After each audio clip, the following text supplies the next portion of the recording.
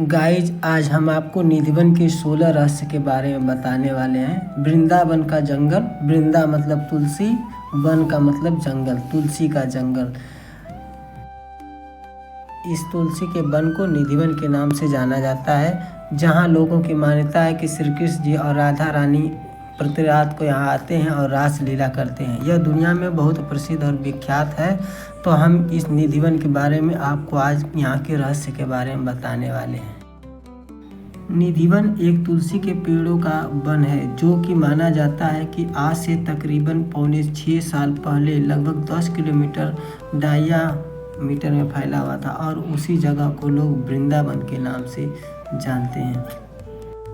Vrindavan number 2। भगवान श्री कृष्ण का जन्म हुआ था मथुरा में और गोकुल में उनका पालन पोषण हुआ था। वृंदावन वो जगह थी जहाँ पर उन्होंने लीलाएं की थी और उन्हीं लीलाओं में से एक लीला थी भगवान श्री कृष्ण 16,801 रूप लेकर तुलसी के वन में महारास रचाया था और गोपियों की कामनाएं और इच्छाएं पूरी की थी। नंबर 3। संत चैतन्य महाप्रभु जी कहते हैं कि कलयुग में निधिवन का वन लुप्त होता जा रहा था। तब संत श्री चैतन्य महाप्रभु ने नवद्वीप से आकर निधिवन में तपस्या करी, जिन्होंने तुलसी के वन यानी निधिवन को प्रकाश किया और इन्हीं वजह से यह एक चमत्कार है कि आज भी निधिवन तुलसी का वन मौजूद है। नंबर 4। हरिदास जी तानसेन जी के गुरु ने वहाँ पर श्री कृष्ण की लगभग 12.5 साल तक तपस्या करी।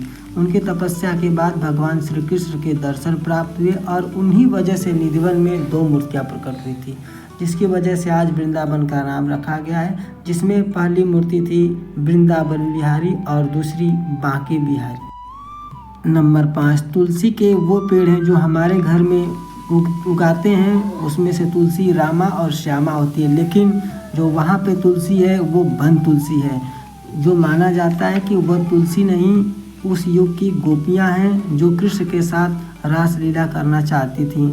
इसी वजह से श्री कृष्ण जी के आशीर्वाद से कान्हा यहाँ हर रात निधिवन में रास लीला करने आते हैं और दिन में वही गोपियाँ तुलसी के पेड़ बन जाती हैं।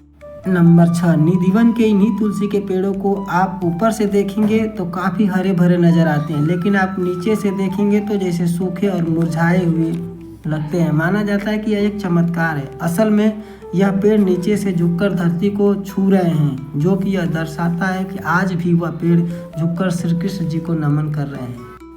नंबर 7। ललिता कुंड। माना जाता है कि एक बार आधी रात को ललिता और राधा रानी की सहेलियां विशाखा को बहुत प्यास लग गई रास करते हुए वन जंगल में, तो उन्होंने यमुना की तरफ जाने का फैसला किया। तो राधा रानी ने मना कर दिया और बोली कि सोई हुई गंगा या यमुना को रात को जगाया नहीं जाता, और कृष्ण की वजह से वहाँ पर गड्ढा खुदवा के पानी का वो चीज़ कराई थी, जिस कुंड का आज नाम ललिता कुंड रखा गया है।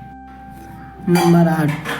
संत हरिदास जी ने जब तपस्या श्री कृष्ण जी की करी थी तो उनको वहाँ से 2 मूर्तियाँ प्राप्त हुई थी। एक मूर्ति थी वृंदावन बिहारी जो बलराम जी की थी, और दूसरी मूर्ति बांके कुंज बिहारी की थी, जो बांके बिहारी के नाम से आज लगभग निधिवन से 2 किलोमीटर दूर स्थापित कर दी गई है, जो मंदिर का एक निर्माण किया है।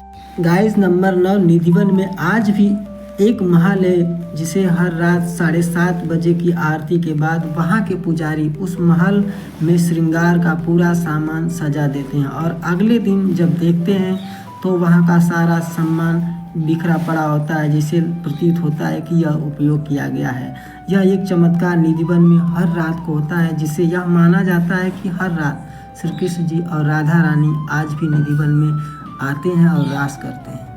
नंबर 10। निधिवन की जब पत्तों और टहनियों की साफ सफाई होती है तो उसे मंदिर के ट्रस्ट को दे दिया जाता है, और जो भी श्रद्धालु वहां पर दर्शन करने के लिए आते हैं उनको भेंट स्वरूप वह लकड़ी और पत्तियां दे दी जाती है और वो अपने घर के मंदिर। नंबर 11। स्वामी हरिदास जी कहते हैं कि यह वन तपस्या के लिए बना गया, भक्ति के लिए बना गया, क्योंकि यहाँ पे न तो कोई चिड़िया घोंसला बना सकती है और न ही यहाँ नीचे कोई घास उगती है। नंबर 12। निधिवन में जब हर रात को श्री कृष्ण जी रास रचाते थे तो महादेव जी ने एक बार गोपियों का रूप धारण करके उसके बीच में आ गए। तब श्री कृष्ण जी ने उनको पहचान लिया और उनको गोपेश्वर नाम दिया। इसलिए वृंदावन में शिव जी का एक मंदिर गोपेश्वर महादेव के नाम से भी बनाया गया है। नंबर 13, एक बार राधा रानी जी ललिता और विशाखा के साथ मिलकर श्री कृष्ण को परेशान करने के दृश्य से उनकी बंसी छुड़ाकर जंगल में चली गई और वहाँ श्री कृष्ण का रूप लेकर बजाने लगी।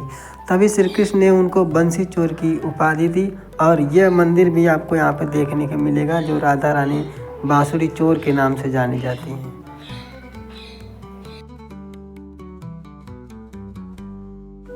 नंबर 14, जो लोग भी वृंदावन में चोरी से श्री कृष्ण जी का रास अगर देखना चाहते हैं तो चोरी से घुस जाते हैं और सुबह वो मरे हुए मिलते हैं तो उनकी समाधि उसी वृंदावन के जंगल में बना दी जाती है, क्योंकि भगवान भक्ति भाव के लिए हैं।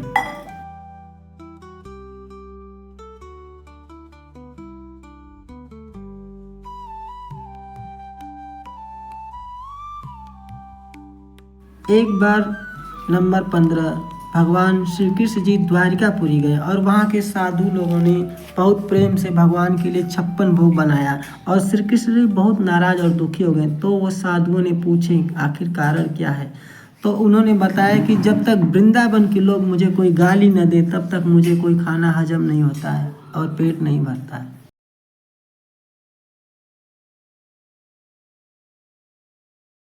वृंदावन के बगल में बलराम जी का मंदिर है, जो बांके बिहारी की मूर्ति स्थापित की गई है। आप वहाँ पे भक्ति करना चाहते हो तो कृपा करके बैठ के करें, क्योंकि इनको खड़ा होके नहीं किया जा सकता।